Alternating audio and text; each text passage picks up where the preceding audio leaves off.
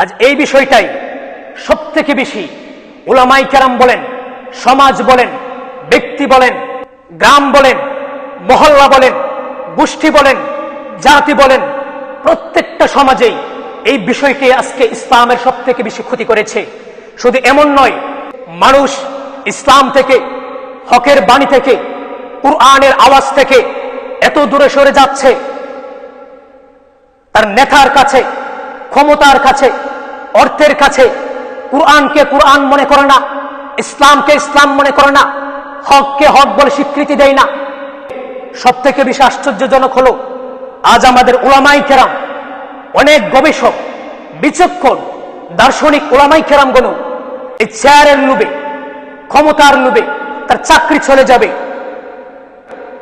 এই ভয়ে মসজিদের মিম্বরে বসে সে হক কথা বলে না, সুদ ঘুষের কথা বলে না, মসজিদের সভাপতির দিকে তাকায়, সে কি না কি মনে করে হকের আওয়াজগুলো বন্ধ করে দিতে চায়।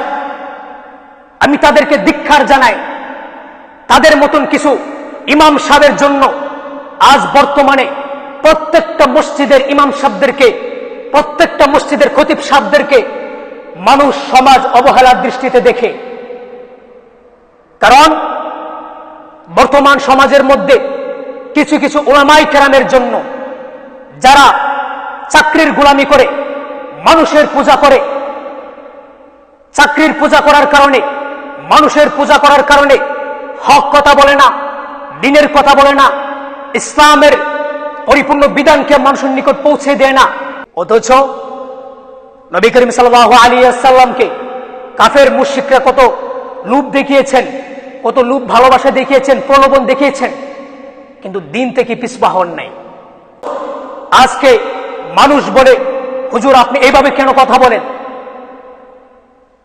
এই কথা বলার সাহস কিভাবে পায় তারা?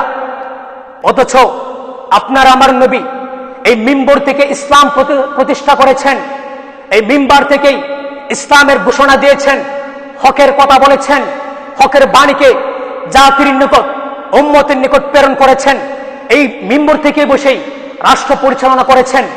আজকে আমরা উলামায়ে কেরামগণ এই কথাগুলো বলা না বলার কারণে মানুষ মনে করে মসজিদের মধ্যে হুজুররা আসমান এবং জমিনের কথা বলবে, রাজনীতির কথা কেন বলবে?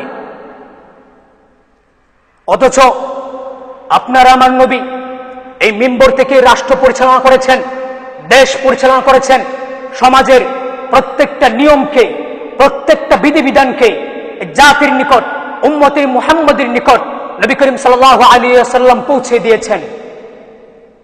এই জন্য আমি প্রত্যেককেই বলবো, দ্বীন বুঝুন, ইসলাম বোঝার চেষ্টা করুন।